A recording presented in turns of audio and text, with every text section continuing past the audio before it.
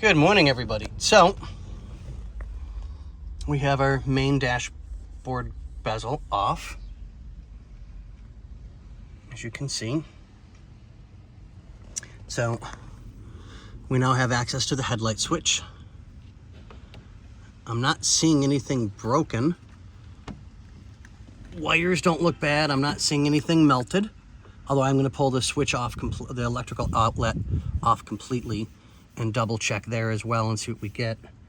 But I still have some things to do down here, so I got to kind of tape everything up and strap it up out of the way so I can attempt to get the brake pedal up to get that taken care of, so we can figure out, one, why that's the way it is, what's going on, blah, blah, blah, blah, blah, yada, yada, yada. So we'll have that done.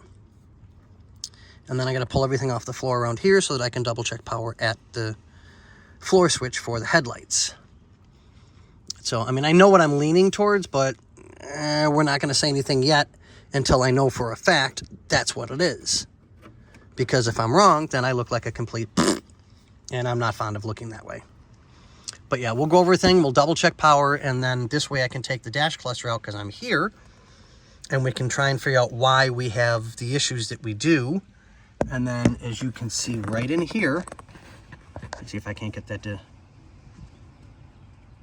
Okay. There's an actual piece of paper. There we go. See it right there? There's an actual piece of paper inside the gauges. That's not right. By no means that's not right.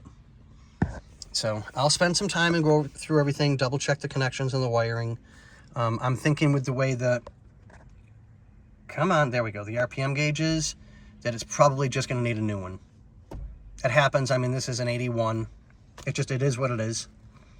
So, okay, guys, I will keep you updated as soon as I know what's going on, and we'll let you know. All right, thanks, guys. Have a good one.